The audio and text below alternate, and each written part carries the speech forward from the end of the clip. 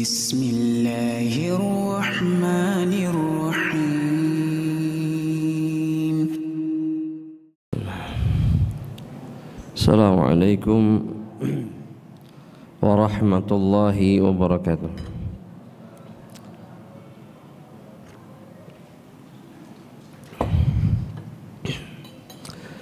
Innal hamdalillah nahmaduhu wa nasta'inuhu wa nastahdihi wa na'udzu billahi min shururi anfusina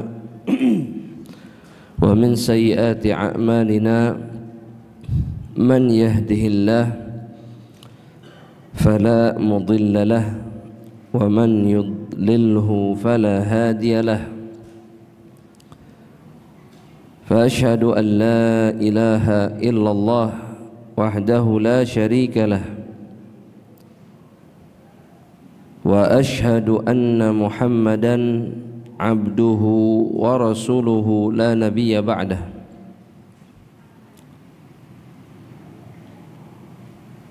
يا أيها الذين آمنوا اتقوا الله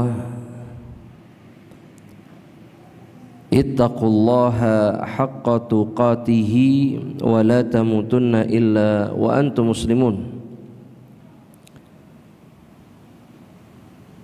Ya ayyuhan nasu taqu rabbakumul ladzi khalaqakum min nafsin wahidah wa khalaqa minha zawjaha wa batha minhuma rijalan katsiran wa nisaa. Wattaqullaha alladzi tasaaluna bihi wal arham innallaha kana 'alaikum raqiba. Ya ayyuhalladzina amanu taqullaha wa qulu qawlan sadida yuslih lakum a'malakum wa yaghfir lakum dhunubakum wa man yuti'illaha wa rasulahu faqad faza fawzan 'azima. Fa amma ba'du, ibadallah rahimani wa rahimakumullah.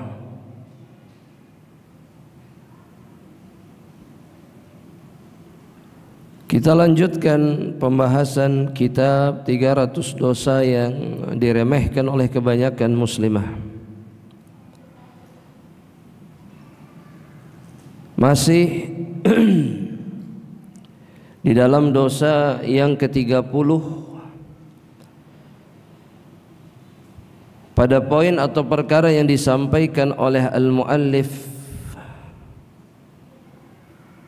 tentang catatan yang kedua berkenaan tentang hukum menggunakan gambar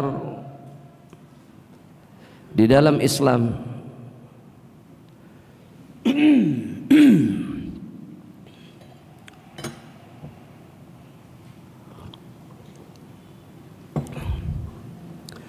Beliau mengatakan mulahadhatun thaniyah, catatan yang kedua berkenaan tentang hukum menggambar atau menggunakan gambar. Kata beliau, amma idza kana la budda minha ay minas suwari faltakun suwarun la ruha fiha kal asjar. Jika memang harus menggambar, kata beliau, jika memang harus menggunakan gambar,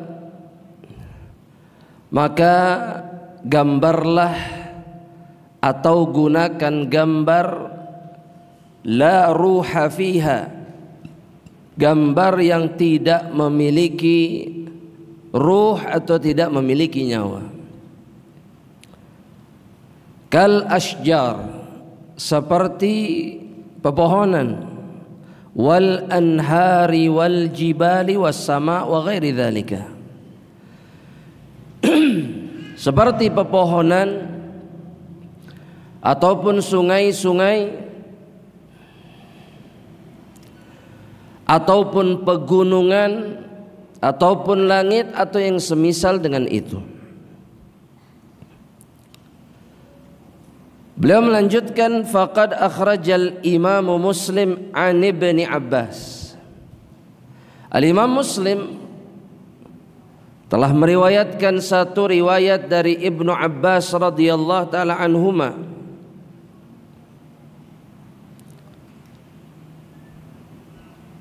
di mana disebutkan jaa rajulun ila Ibni Abbas, telah datang seorang laki-laki kepada Ibnu Abbas radhiyallahu taala anhuma. Faqala inni rajulun usawwiru hadhihi suwara. Saya adalah seorang pelukis. Saya suka menggambar. Gambar-gambar ini, kata laki-laki tersebut, fa'aftini, maka berikan fatwa kepadaku. Fa'aftini fiha, faqala lahu udnu minni fadana minhu. Thumma qala udnu minni fadana hatta wada'a yadahu ala ra'sihi. Maka Ibnu Abbas mengatakan kepada laki-laki tersebut, mendekatlah. Dan ini diulang-ulang oleh Ibnu Abbas, mendekatlah, kata Ibnu Abbas, sampai pada posisi yang paling dekat. Kemudian Ibnu Abbas meletakkan tangannya di kepalanya, pegang kepalanya.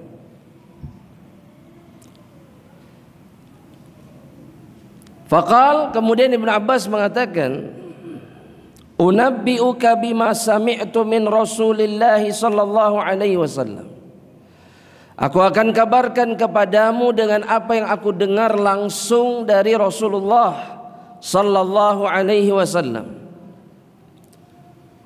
Sami'tu Rasulullah sallallahu alaihi wasallam yaqul, kullu musawwirin finnar.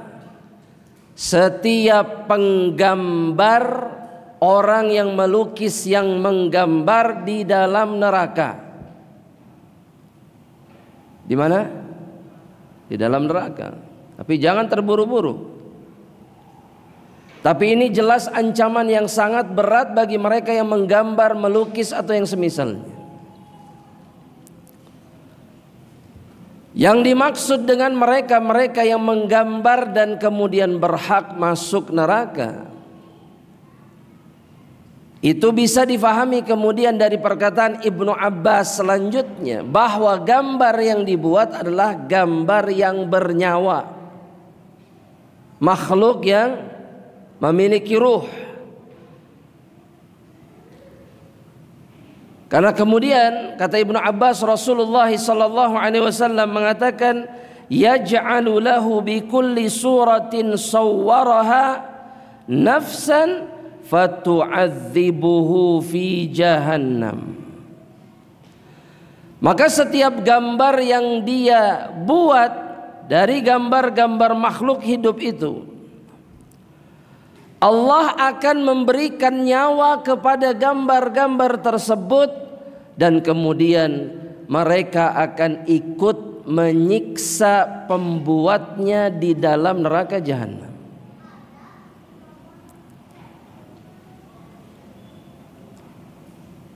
Jika yang dibuatnya adalah gambar makhluk bernyawa. Maka setelah itu Ibnu Abbas mengatakan, dan ini yang menjadi dalil, bahwa jika tidak atau bukan makhluk yang bernyawa maka hukumnya boleh. Karena Ibnu Abbas mengatakan, in kunta la budda fa'ilan, jika engkau memang harus menggambar, fasna'ish syajara wa ma la nafsa lahu, maka buatlah gambar yang berbentuk pepohonan atau yang tidak punya ruh atau yang tidak punya jiwa.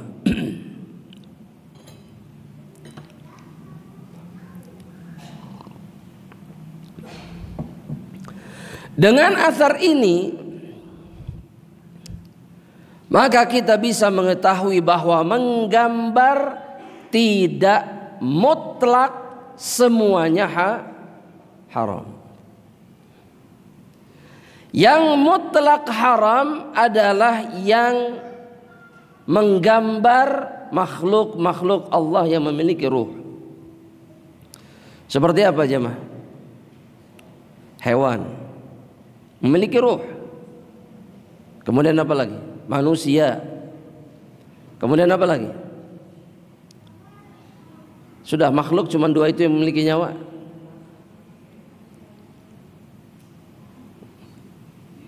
Apa? Kelinci, hewan maksudnya. Oh, jin, bagus, jin. Menggambar jin. Loh, jin punya nyawa atau tidak? Punya. Ya meskipun dia ngarang ini jin kayak gini lah misalkan, nggak boleh tetap. Karena dia mungkin nggak lihat jin, betul? Atau dia tertipu, dia menghayal dan seterusnya, nggak boleh. Seperti yang suka tutup mata kemudian gambar sendiri itu. Ya, wah ini penghuninya di sini begini nih wujudnya. Ini nggak boleh, haram. Ini haram. Dan Ibnu Abbas menegaskan kalau memang harus menggambar. Karena sebagian orang itu tidak bisa menahan dirinya dari menggambar sesuatu, ada. Memang jiwanya jiwa apa disebutnya, jiwa apa? Seniman. Gak bisa lihat yang indah-indah langsung gambar. Ya, kalau lagi mengisi waktu luang menggambar. In kunta labudda fa'ilan, kata Ibnu Abbas, fasna'ish syajara, maka buatlah gambar pohon, wa ma la nafsalahu. Wa fi riwayatil ukhra, dalam riwayat yang lain, indal Bukhari, yang diriwayatkan oleh Imam Al-Bukhari, laki-laki ini mengatakan, laki-laki yang sama, jadi riwayatnya redaksinya berbeda dalam riwayat Imam Bukhari.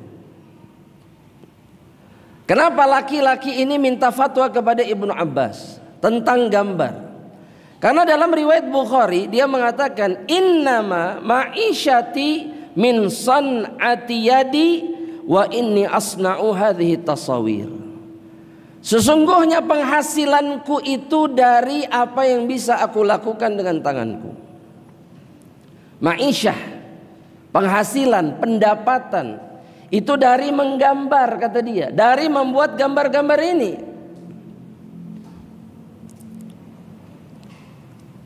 Kemudian ditunjukkanlah gambar-gambarnya. Dan Ibnu Abbas mengatakan kepada dirinya, ala uhaddithuka illa ma sami'tu Rasulullah sallallahu alaihi wasallam yaqul sami'tuhu yaqul. Maukah aku kabarkan, sampaikan kepada dirimu dengan apa yang aku dengar dari Rasulullah SAW? Ibnu Abbas mengatakan bahwa Nabi Muhammad sallallahu alaihi wasallam bersabda, kata Rasulullah sallallahu alaihi wasallam, man sawwara suratan, barang siapa yang menggambar satu gambar, fa inna Allaha mu'adzibuhu hatta yanfukhu fiha ar-ruh wa laysa binafikhin fiha abada. Barang siapa yang menggambar satu gambar, yakni gambar makhluk hidup, maka Allah akan menyiksanya dengan cara memerintahkan, meminta dirinya untuk meniupkan ruh pada gambar yang dia buat. Dan selamanya dia tidak akan pernah sanggup melakukannya. Dan dari dua hadis ini kita bisa fahami bahwa yang dilarang itu adalah yang memiliki ruh. Adapun yang tidak memiliki ruh, maka hukumnya wajib, sunnah atau mubah. Mubah. Ya, bukan wajib, bukan tapi perkara yang mubah.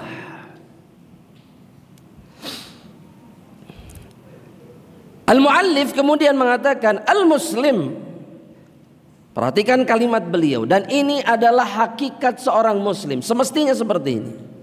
Kata beliau, wal muslimu yastaslimu linususis syar'i wa la yujadil. Orang muslim itu adalah orang yang pasrah menerima dalil-dalil syariat wa la yujadil, dan tidak mendebatnya. Jadi orang muslim itu kalimat tapi kan itu nggak ada di dalam kamus mereka. Kalau berhadapan dengan dalil, ya sering nggak begitu jemaah? Tapi kan sering dengar kata itu tidak? Sering. Ya, dalam kehidupan itu kata tapi kan itu selalu muncul. Nah, orang yang betul-betul Islamnya sempurna tidak mengeluarkan kalimat ini sedikit pun jika berhadapan dengan dalil syariat. Wala yujadil, karena makna Islam sebagaimana yang dikatakan oleh Syekh Muhammad At-Tamimi rahimahullah taala, yang namanya Islam itu adalah yang pertama, ini definisinya, al-istislamu lillahi bitauhid. Ketika seorang hamba itu pasrah menyerah kepada Allah dengan mentauhidkan Allahu Jalla Jalaluhu semata. Wal inqiyadu lahu bita'ah, dan kemudian tunduk patuh mentaati Allah.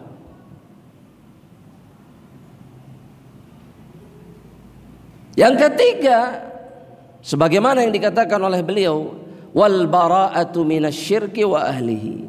Islam itu adalah ketika seseorang berlepas diri dari kemusyrikan dan para pelakunya. Itu namanya Islam. Kalau tidak seperti itu bukan dan orangnya bukan muslim. Coba apa yang pertama jemaah? Masih ingat nggak tadi yang disebutkan barusan? Jawab. Apa kira-kira? Coba. Bahasa Arabnya dulu ya sebelum artinya. Coba siapa yang ingat bahasa Arabnya? Islam itu apa? Al-istislamu lillahi bitauhid. Satu. Yang kedua apa? Wal inqiyadu lahu bitta'ah. Yang ketiga apa? Yang ketiga nggak kecatat. Yang ketiga apa? Wal bara'atu minasyirki wa ahlihi. Sudah sampai di situ. Ada yang hafal? Belum, nggak apa-apa. Taib, artinya apa?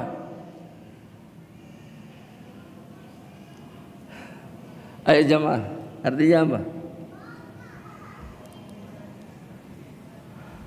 Berserah diri kepada Allah dengan mentauhidkannya. Wal inqiyadu lahu bitta'ah, kemudian tunduk patuh kepada Allah dengan mentaatinya, menjalankan ketaatan kepadanya. Yang ketiga apa? Berlepas diri dari kemusyrikan dan para pelakunya. Sehingga Syekh bisa mengatakan bahwa yang namanya muslim yastaslim, itu pasrah menerima dalil-dalil syariat, wala yujadil, dan tidak mendebat. Kalau muslim, seperti kata beliau, fayaqul ana la a'buduha wa la asjudu laha.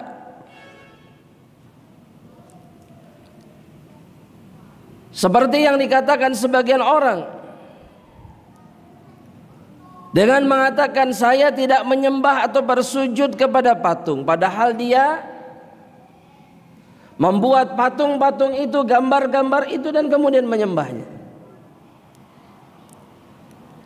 Kata Syekh, walau nadhara al-aqilu bi'aini at-tabsirah aw al-basirah wa ta'ammul fi mafsadatin wahidah faqat la li syuyu'i at-taswir fi asrina la 'arafa syai'an min al-hikmati min hadhihi aw fi hadhihi syari'ah indama ja'at bi tahrimit taswir.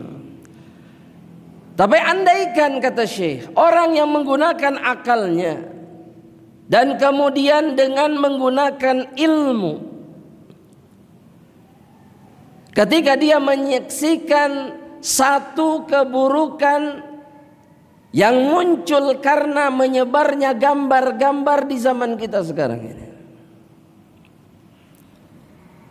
maka dia pasti akan menjumpai dan mengetahui hikmah kenapa Allah mengharamkan gambar-gambar makhluk yang bernyawa.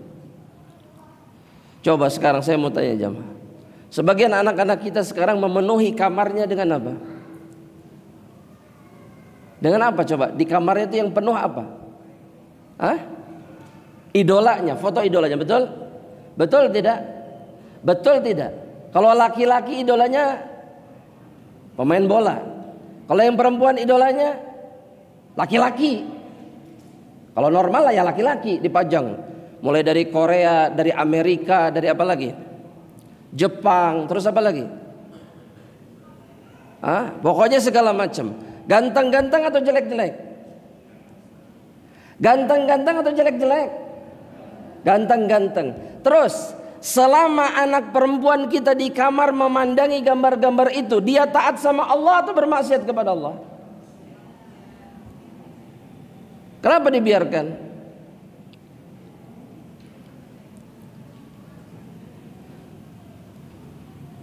Dan sebagian dari kita bahkan tidak sadar bahwa ada anak-anak perempuan yang menuhankan idola-idola mereka. Apapun yang dikatakan idolanya iya, apapun yang dikatakan orang tuanya tidak.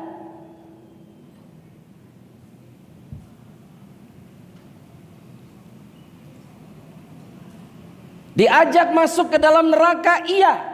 Orang tuanya mencegah mereka dari api neraka Allah, tidak jawabannya. Dan semua itu karena gambar. Belum lagi yang kemudian betul-betul menyembah gambar-gambar ini. Contoh, saya kasih contoh, pemain bola itu ada yang sampai dituhankan, ada nggak? Ada. Siapa? Ini bapak-bapak nggak ada yang tahu sama sekali? Yang benar bapak-bapak. Tuh ibu-ibu tahu Maradona. Di Argentina itu sampai ada agama Tuhannya Maradona. Ya dianggap remeh sama kita ini. Seseorang ketika dipuja berlebihan, fotonya dipajang di mana-mana, pada akhirnya kemudian dia dipertuhankan. Sebagaimana terjadi kepada kaum Nabi Nuh alaihi salam, sebagaimana terjadi kepada orang-orang Nasara. Semua bermula dari menggambar makhluk-makhluk Allah yang mereka anggap mulia, yang mereka anggap lebih baik dari mereka. Jangan bilang maknya, enggak ada maknya. Ini fakta terjadi. Sudah mau sampai kapan kita bilang masa sih sampai dipertuhankan? Ini dari zaman dulu sudah terjadi ribuan tahun yang lalu sampai detik ini. Maka orang yang melihat perkara ini dengan ainul basirah, dengan mata ilmu, maka dia tahu hikmah kenapa Allah mengharamkan gambar. Ya, istri kehilangan suami yang sangat dia cintai, fotonya dipajang terus, lama kelamaan disimpan makanan kesukaan di depannya, betul tidak? Iya, sudah iya, ini terjadi kok. Baju-baju kesukaannya dipajang di depannya, di depan foto. Ya, jam kesukaannya disimpan di sebelah fotonya. Itu sebabnya kenapa ini tidak boleh. Wa huwa ma hasala minal fasadil azim min itharatil gharaiz. Di antara kerusakannya itu adalah bagaimana gambar-gambar ini kemudian menggerakkan perasaan, membuat orang itu menjadi sangat sentimental. Ya, foto bisa begitu nggak? Foto bisa begitu nggak? Coba lihat orang-orang yang buka album kenangannya, dibuka sambil nangis, betul tidak? Betul tidak? Aduh, ini zaman dulu. Aduh, Abi masih muda banget ini, ya Allah. Sudah, mewek, sudah selesai. Ya, ini namanya itharatul gharaiz. Belum lagi kata Syekh, wa thawrani syahawat, dan menggerakkan syahwat.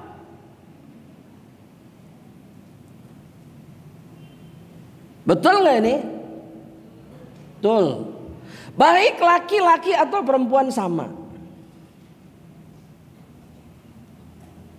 Dan kita harus menghadapi kenyataan di mana sepanjang jalan kita melihat gambar-gambar yang kemudian merusak syahwat kita.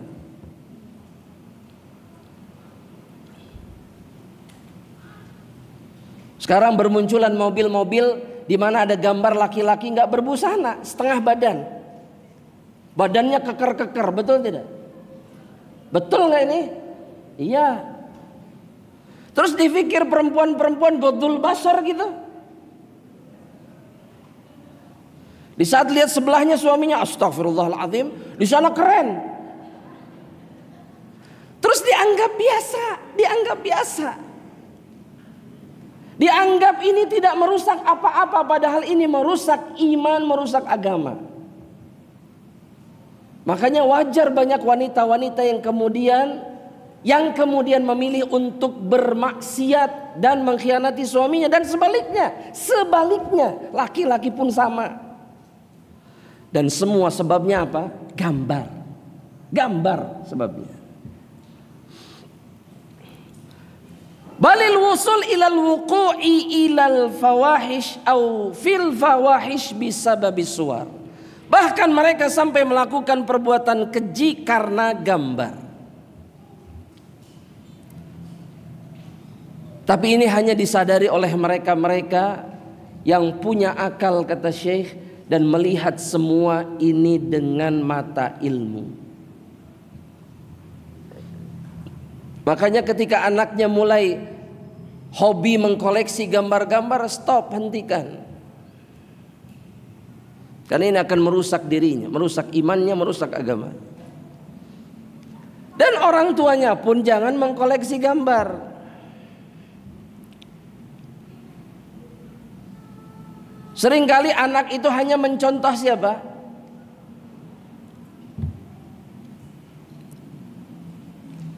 Kata Syekh, wa yanbaghi 'alal muslimi an yatahaffadha fi baitihi bisuwarin lidzawatil arwah hatta la yakuna au yakunu sababan fi imtina'il malaikati an dukhuli baitihi. Maka semestinya seorang muslim jangan kemudian dia memenuhi rumahnya dengan gambar-gambar yang bernyawa, agar kemudian malaikat tidak terhalang untuk masuk ke dalam rumahnya membawa kebaikan. Karena rumah yang penuh kebaikan itu adalah rumah yang dipenuhi oleh para malaikat, bukan rumah yang dipenuhi oleh syaitan. Ya. Dan kita itu bisa merasakan kapan rumah kita penuh malaikat dan kapan rumah kita penuh syaitan. Ada bedanya nggak? Ada bedanya nggak? Ada, jelas. Yang dipenuhi malaikat adalah rumah yang dipenuhi kebaikan dan ketaatan kepada Allah. Sudah pasti itu. Ibadah gampang, bangun subuh gampang, apalagi? Marah-marah jarang di dalam rumah. Ya, teriak-teriak jarang. Terus apa lagi? Semua gampang diatur, anak-anak narurut.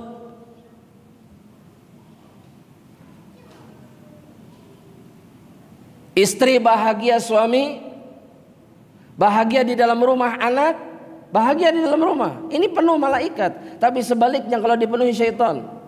Bahkan sebagian orang mengatakan bukan baiti jannati, tapi baiti jahannami. Rumahku adalah jahannamku, bagaikan neraka di atas permukaan bumi. Kenapa bisa begitu? Karena rumahnya dipenuhi syaitan, bukan dipenuhi para malaikat. Ya pasti terasa seperti neraka, pasti. Beliau kemudian rahimahullah mengatakan faqad akhrajal Bukhari wa Muslim an Abi Talhah al-Ansari. Nabi Muhammad SAW sebagaimana diriwayatkan Imam Bukhari dan Muslim dari sahabat Abu Talhah al-Ansari, suami dari Ummu Sulaim, anna Nabiy sallallahu alaihi wasallam qala, bahwa Nabi Muhammad sallallahu alaihi wasallam bersabda, la tadkhulu al-malaikatu baitan fihi kalbun wala surah. Malaikat tidak akan masuk ke rumah yang ada anjingnya ataupun ada gambar makhluk hidupnya. Wa fi riwayatin, dalam satu riwayat, wala tasawir. Malaikat tidak akan masuk ke rumah yang banyak gambarnya. Beliau melanjutkan, wa tujadu fi ba'dil buyuti tamathilu ba'daha lil ma'budatil kufar. Bahkan kadang-kadang di rumah orang muslim itu ada patung-patung, ada gambar-gambar yang sebenarnya itu sesembahan orang kafir. Lucu aja, lucu dipajang gitu di rumah, betul tidak? Ya, karena sebagian Tuhan orang kafir itu gemoy jamaah, gemuk gitu ya, tersenyum, lucu aja dilihatnya, kalau jadi pajangan tuh lucu gitu. Betul nggak ini? Iya, padahal itu sesembahan siapa? Gak ada khilaf, dia tahu, dia sadar bahwa ini adalah patung atau Tuhannya orang lain, orang-orang yang tidak beriman, orang musyrik.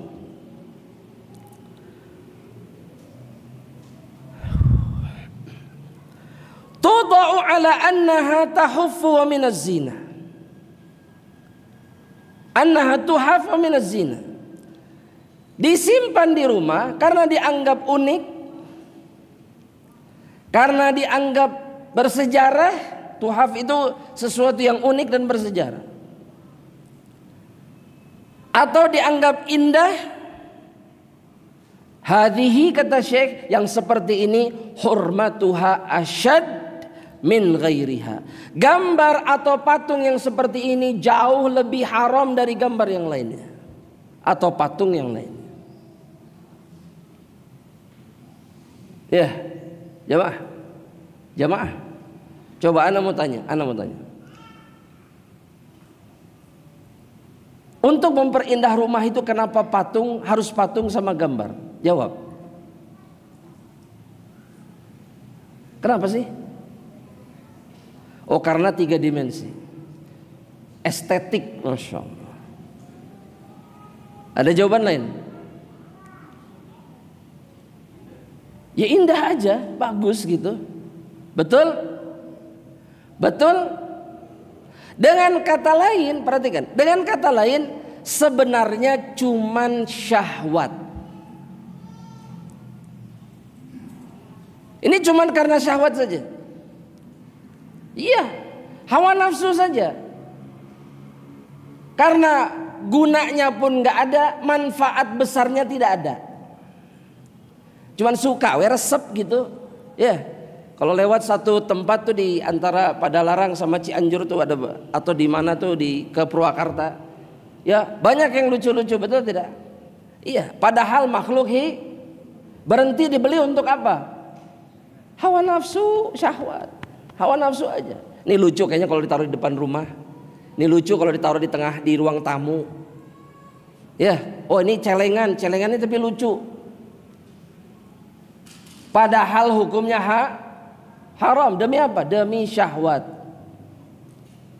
Dan begitulah keadaan kebanyakan manusia. Padahal nggak ada faidahnya. Ya, sampai kadang-kadang rumahnya kayak toko patung. Saking penuhnya ngajejer sampai kahirin. Betul? Hawa nafsu. Padahal ini haram dan menyebabkan orang yang melakukannya harus berjumpa dengan Allah dalam keadaan Allah murka kepada dirinya.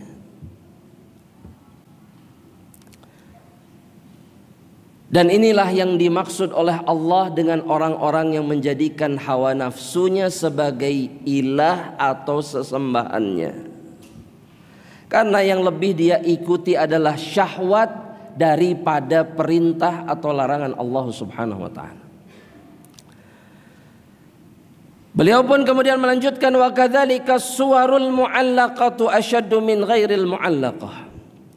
Gambar yang digantung itu lebih berat dari gambar yang tidak digantung. Fakam afdat ila ta'zim wa kam jaddadat min ahzan. Betapa banyak kejadian gara-gara gambar digantung itu kemudian muncul pengagungan. Betapa banyak gambar-gambar ini kemudian memperbaharui kesedihan karena foto orang-orang yang sudah wafat yang dicintainya. Terus sedih, terus ingat. Wa kam addat ila tafakhur, dan betapa banyak, betapa sering gambar ini menyebabkan orang sombong. Betul? Betul? Betul. Wala yuqalu suwar lidzikra fa inna dzikra al-haqiqah fil qalbi min azizin aw qaribin minal muslimin yad'u lahum bil maghfirati war rahmah. Gak bisa seseorang mengatakan ini untuk pengingat saja, gak bisa.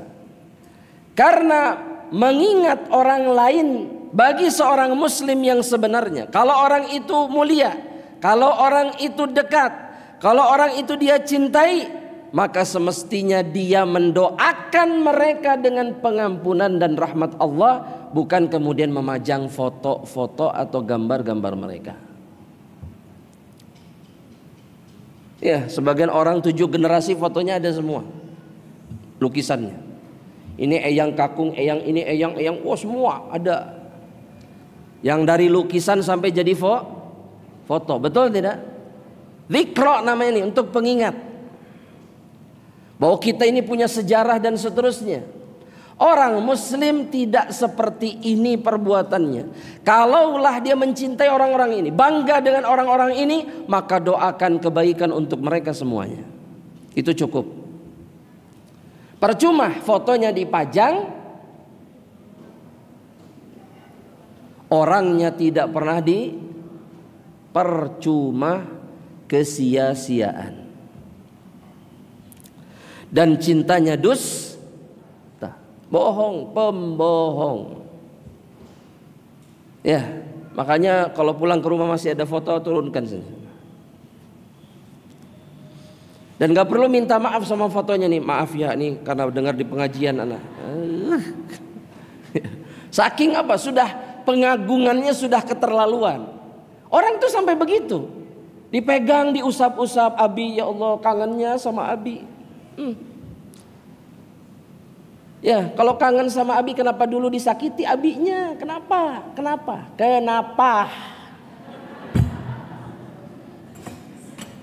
Iya, aneh orang itu. Ketika masih hidup disia-siakan, ketika mati diratapi. Ya, ini kebohongan. Ya. Jadi percuma megang foto, dikekepin, bawa tidur, percuma. Bahkan ini adalah dosa. Asy-Syaikh mengatakan fayambaghi ikhraj kulli suratin wa tamsiha. Semestinya semua gambar itu dikeluarkan atau dihapus atau dihilangkan. Allahumma illa ma kana asiran wa fihi masyaqqah balighah. Kecuali gambar-gambar yang memang sulit untuk dikeluarkan atau dihilangkan dan ada masyaqqah yang besar. Kallati kaswaril lati ammat bihal baula minal ulubat atau alal ulubat waswar fil qawamis wal maraji wal kutub allati yustafadu minha. Kecuali gambar-gambar yang susah untuk dihilangkan. Misalkan kata beliau, yang ada di mana-mana, seperti foto di kaleng-kaleng makanan. Kaleng kue itu kaleng apa namanya? Wah, ini hafal semuanya. Gambarnya orang, betul? Ini susah ini. Atau yang lebih susah lagi, gambar yang ada di mata uang. Wah, itu susah banget dikeluarkannya. Dihapus gak mungkin. Mal payu duitnya. Ya, padahal gambarnya jelas gambar makhluk hidup. Ini ta'ummu bihal balwa. Ini sudah hampir mustahil untuk dihilangkan. Ini bukan berarti benar, tapi dimaafkan. Ya. Kemudian begini, gambarnya matanya dihilangkan, wajahnya dihapus, digesek gitu. Ya mal payu tuh duitnya. Nggak akan laku. Ya. Maka yang seperti ini kata para ulama, ini dimaafkan. Karena memang tidak bisa lagi kita hindari sekarang. Kita hidup di zaman di mana bahkan kartu identitas kita pun ada apanya? Betul? Iya, nggak bisa. Kemudian digesek gambarnya. Ya, masuk rumah taruh di depan, di teras. Nggak usah dibawa masuk, enggak. Selalu ada di kelas. Maka yang seperti ini tidak ada masalah. Atau gambar-gambar penulis yang ada di buku-buku itu, di belakang ada gambar penulisnya, biografi dan seterusnya. Ini nggak bisa juga. Ya, kemudian bukunya kita keluarkan keluar rumah, dibuang. Atau yang semisalnya. Ma'asa'il izalatiha ma'amkan. Kalau bisa menghapuskannya, lakukan.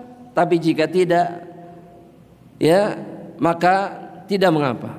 Wal hadharu mimma fi ba'dihha min as-suwaris sayyi'ah. Tapi kalau gambarnya sangat buruk, maka ini semestinya seseorang kemudian meninggalkan dan membuangnya. Kadzalika 'alaikal ihtifadz bis-suwar allati tad'u al-hajata laha kama fi itsbatati syakhsiyah wa rukhsatil qiyadah wa ghairi dzalika.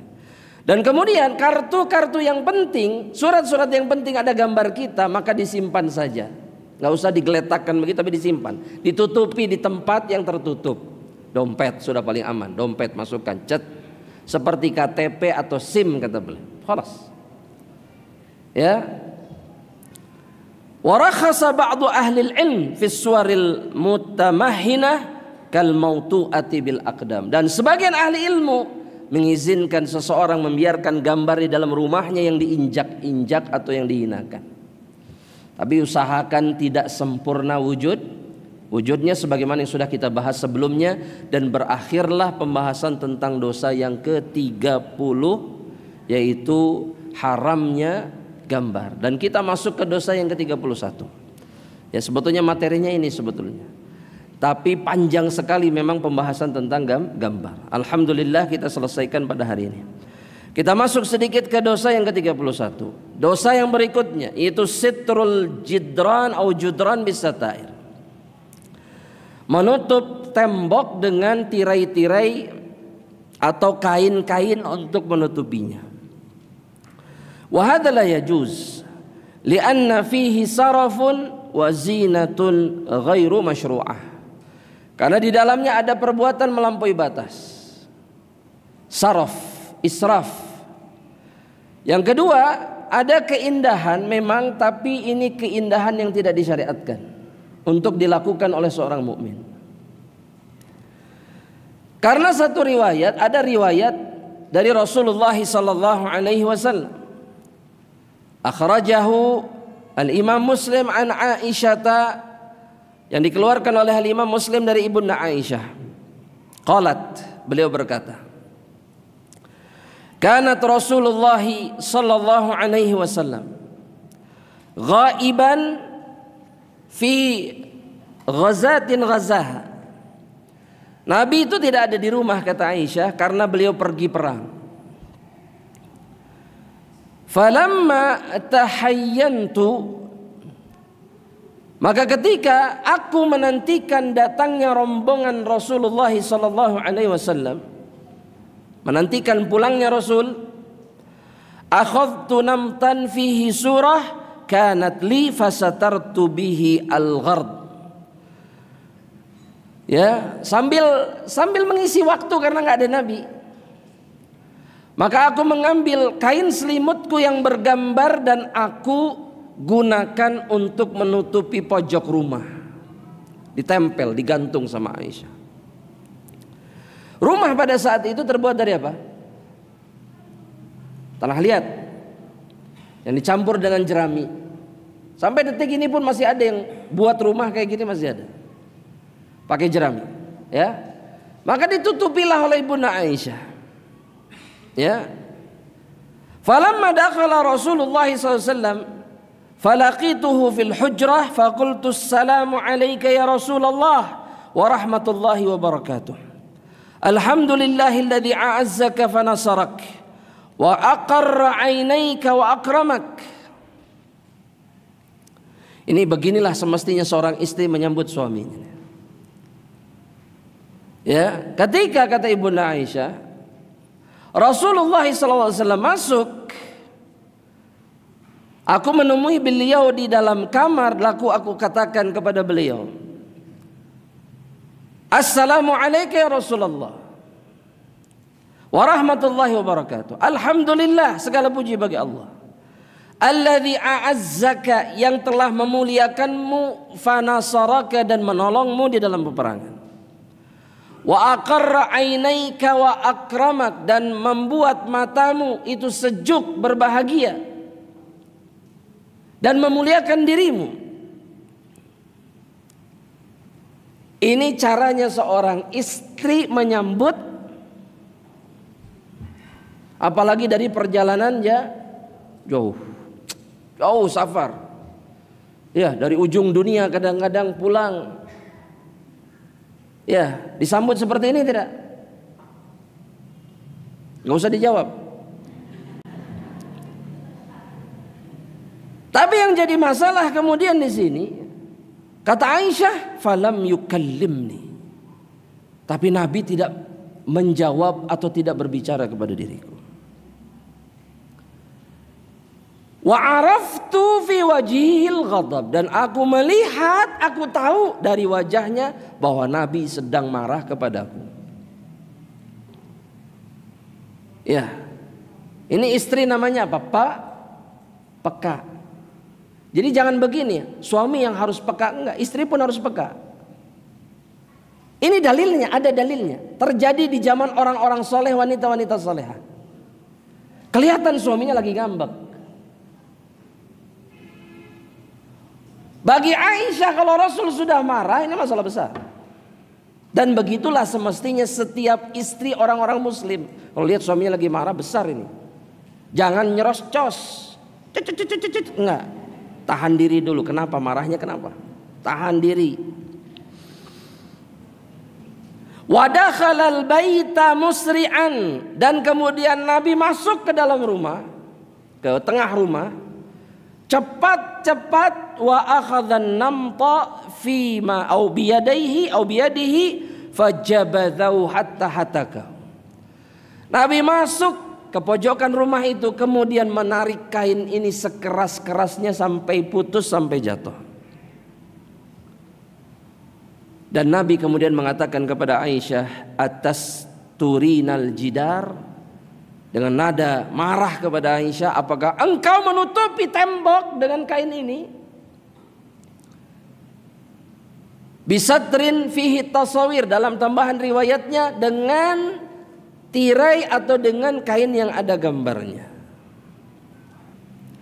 Innallaha lam ya'murna fima razaqana an naqsu wal hijarah wat tin. Sesungguhnya Allah tidak memerintahkan kita untuk menggunakan apa yang Allah rezekikan kepada kita untuk menutup batu-batu. Qalat faqata'na minhul wisadataini wa hasyautuhuma lifan.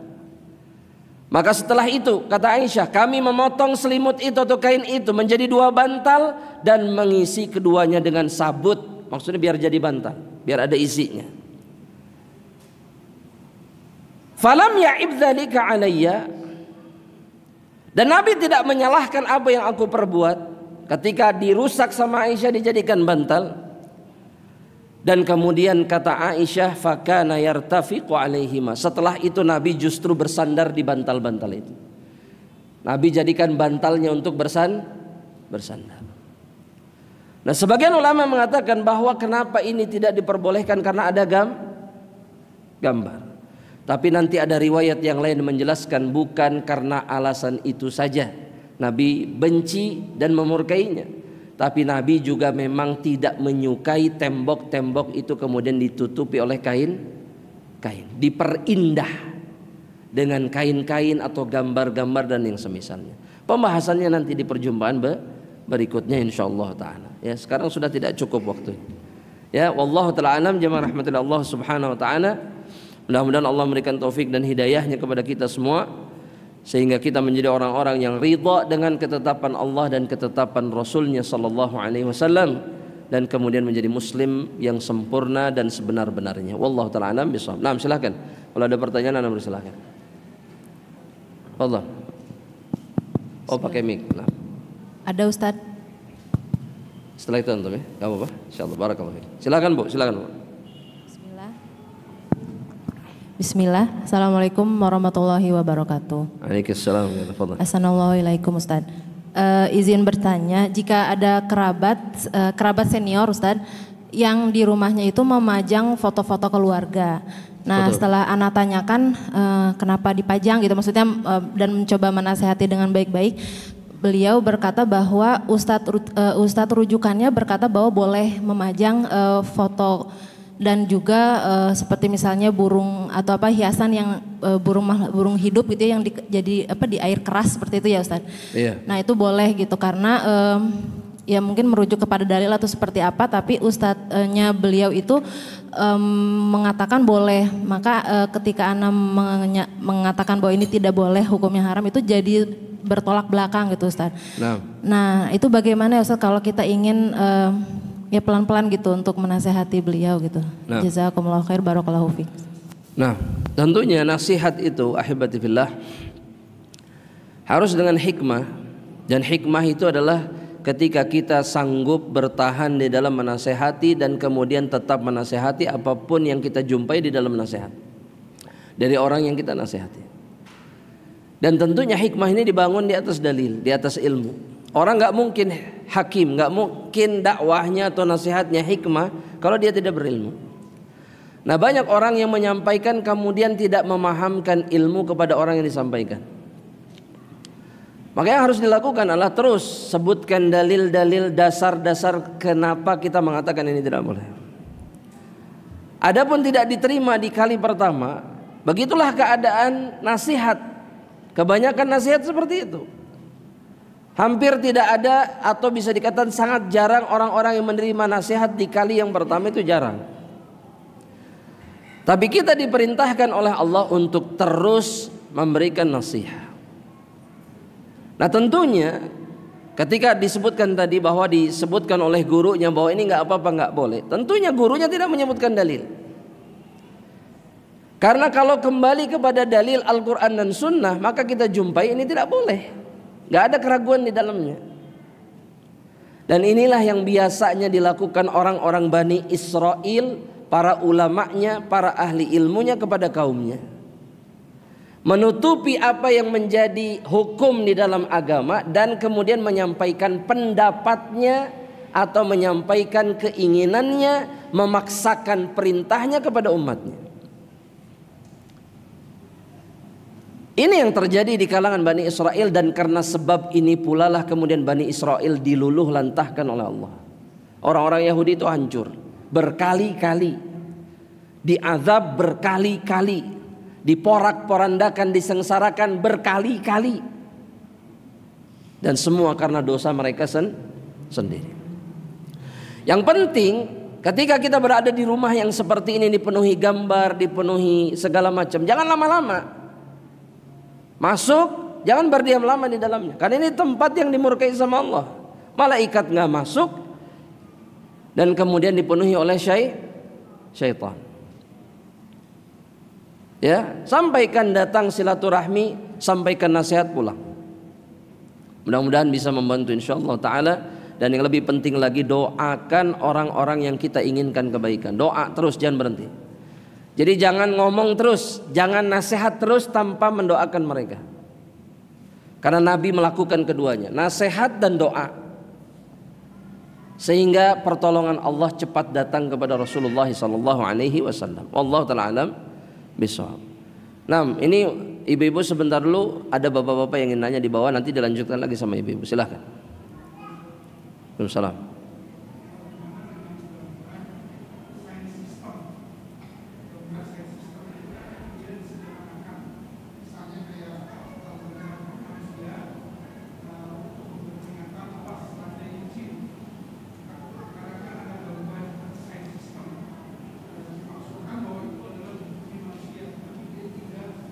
Tidak sempurna seperti manusia, gak ada masalah, gak ada masalah. Yang dicela, yang terlarang itu yang serupa, yang mirip dengan manusia atau dengan makhluk hidup Allah yang nyata, yang ada. Itu yang nggak boleh. Tapi kalau yang cuman bulat kepala, misalkan tangan dua, kaki dua, ini nggak ada masalah, insyaallah ta'ala. Ya, ini tidak dihukumi gambar makhluk hidup. Ini sign system. Oh, namanya sign system. Baik. Barakallahu fiik. Silakan ibu-ibu jika ada yang bertanyakan, fadhil.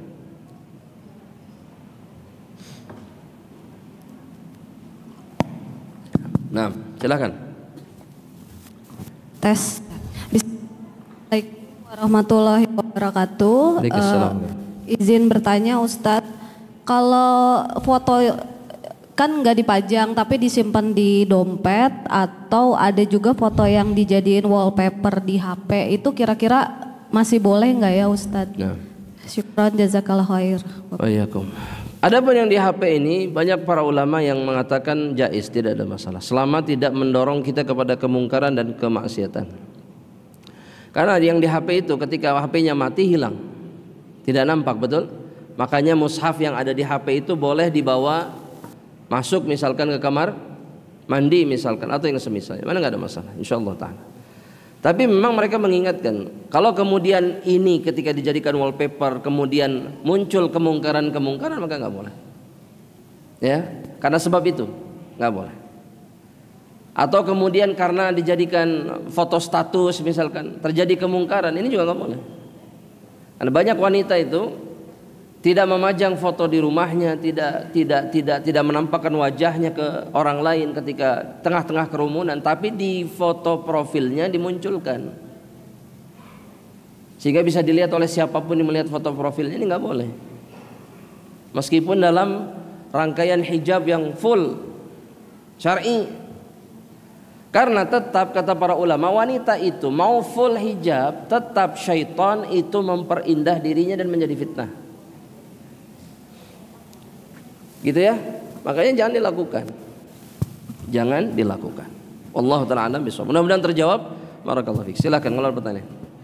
Bismillahirrahmanirrahim. Assalamualaikum warahmatullahi wabarakatuh. Waalaikumsalam warahmatullahi wabarakatuh. Silakan. Ustadz, kalau miniatur itu gimana ya Ustadz? Miniatur? Kalau misalkan kita kalau dari luar gitu ya suka ada miniatur. Contoh kalau dari tanah suci kan ada Ka'bah, kemudian tower jam-jam tower. Terus kalau dari Singapura gambar singa gitu berupa hiasan. Iya. Kalau yang tidak berbentuk makhluk hidup nggak ada masalah. Tapi kalau bentuknya makhluk hidup, ini yang masalah. Jadi itu aja acuannya ya, seperti unta misalkan. Iya. Miniatur unta. Atau yang memang identik dengan makhluk hidup, ini nggak boleh. Tapi kalau yang bukan bangunan misalkan, pohon-pohonan misalkan, miniatur korma misalkan, pohon korma misalkan kalau ada, ini nggak ada masalah insyaallah. Ya, jadi yang terlarang itu dobitnya atau ilatnya itu adalah ada nyawanya. Kalau dalam kehidupan nyata makhluk ini ada bernyawa, ya, maka itu yang dilarang untuk ada di dalam rumah kita. Insyaallah mudah-mudahan jelas, ya, insyaallah ta'ala. Syukran Ustaz. Nah, barakallahu fiik. Silakan kalau ada pertanyaan.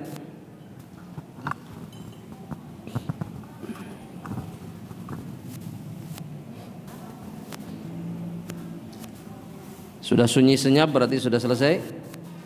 Gak ada pertanyaan. Baik. Barakallahu fiik.